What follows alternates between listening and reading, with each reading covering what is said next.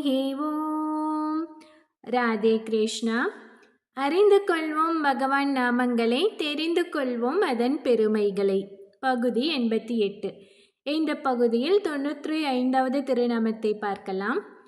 இது விஷ்ணு சகஸ்ரநாமத்தின் 10வது ஸ்லோகத்தில் வருகிறது. ஸ்லோகம் 10. சுரேஷ சரணம் ஷர்ம விஸ்வரேதா பிரஜா பவக ஆகத் சம்வத்சரோ வியாலः பிரத்யய சர்வதர்ஷனக. நாமம் 95. ஓம் சர்வதர்ஷனாய நமக. எல்லோருக்கும் தன் மேன்மையை காட்டுபவர் என்பது இதன் பொருள்.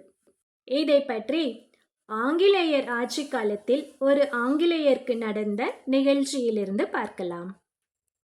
ஆங்கிலேய ஆட்சி காலத்தில் மதராஸ் மாகாணத்தின் கீழ் இருந்த சித்தூரில் மன்ரோ என்ற ஆங்கிலேயர் மாவட்ட ஆட்சியராக, அதாவது கலெக்டராக பணியாற்றி வந்தார். சித்தூர் மாவட்டத்தில் இருந்த திருமலை திருப்பதி கோவிலிலிருந்து அரசுக்கு நிறைய வருமானம் வந்தபடியால் அந்த கலெக்டர் மன்ரோ அடிக்கடி திருமலைக்கு வருவார்.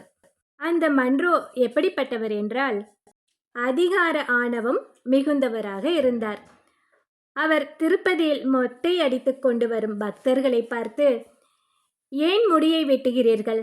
தலையையே வெட்டி இறைவனுக்கு கொடுக்க வேண்டியதுதானே என்று ஏளனம் செய்வார்.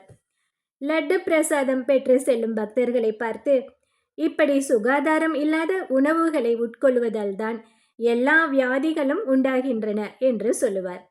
கோவிந்தா கோவிந்தா என்று கோஷம் செய்பவர்களை பார்த்து, ஏன் இப்படி மது அருந்திய கரடி போல் கத்துகிறீர்கள்?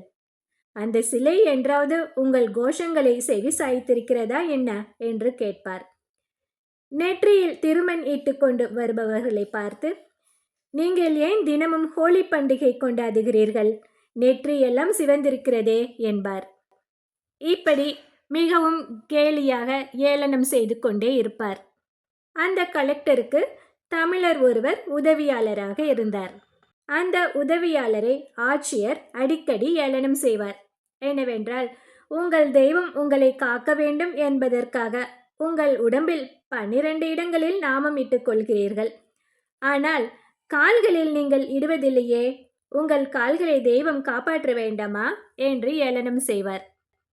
ஒரு நாள் திருமலையில் பெருமாள் அமுது செய்த கிச்சடியை பக்தர்கள் உண்டு கொண்டிருக்கையில் அங்கு வந்த ஆட்சியர், செப்பு பாத்திரத்தில் தயாரிக்கப்பட்ட சுகாதாரமற்ற உணவுகளை உண்டால் வயிற்றுப்போக்கு, வயிற்று வலி உள்ளிட்ட நோய்கள் ஏற்படும் என்பதை அறியாமல் இப்படி சாப்பிடுகிறீர்களே என்று கிண்டல் செய்தார்.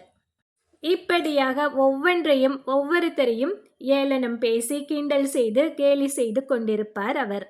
ஒரு நாள் மாலை அலுவலகம் திரும்பிய மன்றோ ஐயோ ஐயோ என்று கத்தினார். என்ன என்று அவரது அறைக்கு ஓடிய உதவியாளர் வயிற்று வலியால் ஆட்சியர் துடித்து கொண்டிருப்பதை பார்த்தார். உடனே மருத்துவரை கூப்பிடு என்றார் ஆட்சியர்.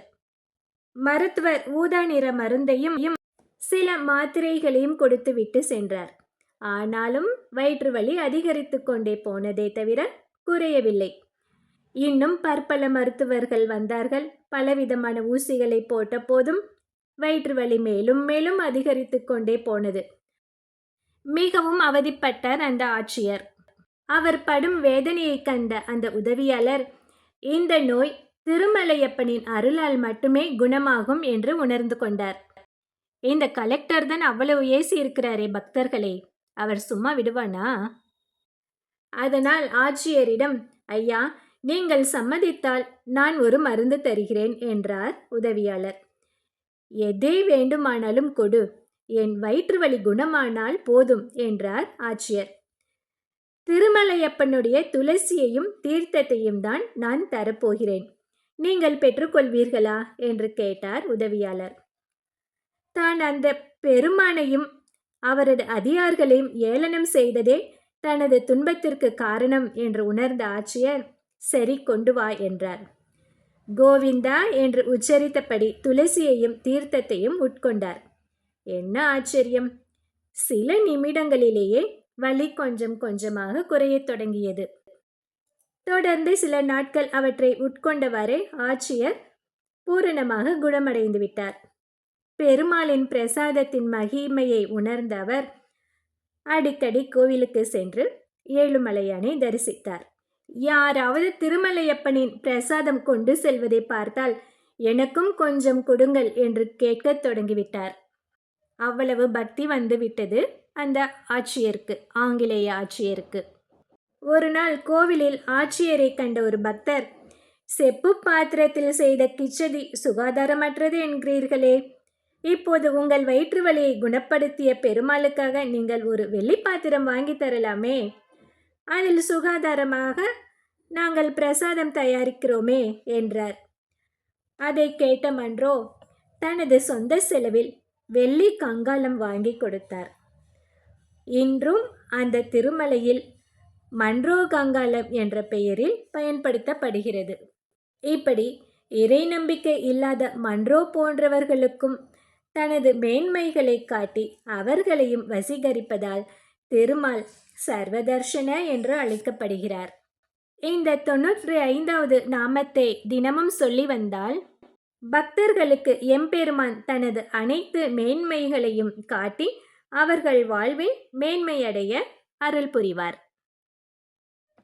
இது 95வது திருநாமம். அடுத்து 96வது திருநாமம் ஓம் அஜாய நமக. இதை அடுத்த பகுதியில் பார்க்கலாம். ஹரி ஓம்.